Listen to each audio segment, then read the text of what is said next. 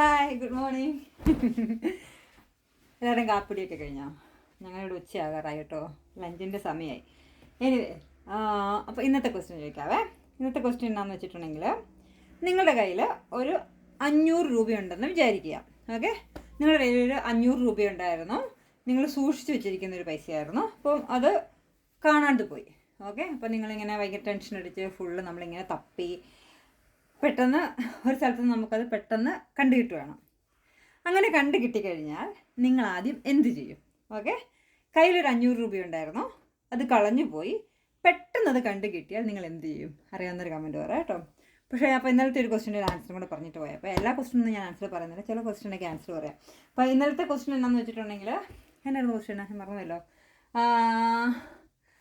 നമ്മുടെ തേങ്ങയുടെ കാര്യം അല്ലേ. അപ്പം ഒരു സ്ത്രീക്ക് ഒരു തേങ്ങ ഉണ്ടായിരുന്നു. ഒരു സ്ത്രീക്കല്ലായിരുന്നു കേട്ടോ, നമ്മുടെ മറിയാമ്മ ചേച്ചിക്കായിരുന്നു തോന്നുന്നു. അപ്പം അമ്മച്ചിയുടെ തേങ്ങ ഒറ്റ തേങ്ങ മാത്രമേ ഉണ്ടായിരുന്നുള്ളൂ. പുള്ളിക്കാരി 1 വർഷം കൊണ്ട് പെട്ടെന്ന് പണക്കാരിയായി. എങ്ങനെയാണ്? അവരെന്ത് ചെയ്തു? തേങ്ങ 2ആയിട്ട് മുറിച്ച് ഒരു മുറിയിൽ പുള്ളിക്കാരി താമസിച്ചു, ഒരു മുറി വാടകയ്ക്ക് കൊടുത്തു. ആ വാടക ഇങ്ങനെ കൂട്ടി വെച്ച് പുള്ളിക്കാരി പണക്കാരിയായി. മറ്റൊരു ആൻസറുമായിട്ട് വരാം. ഇതിൻ്റെ ആൻസർ പറയാം കേട്ടോ.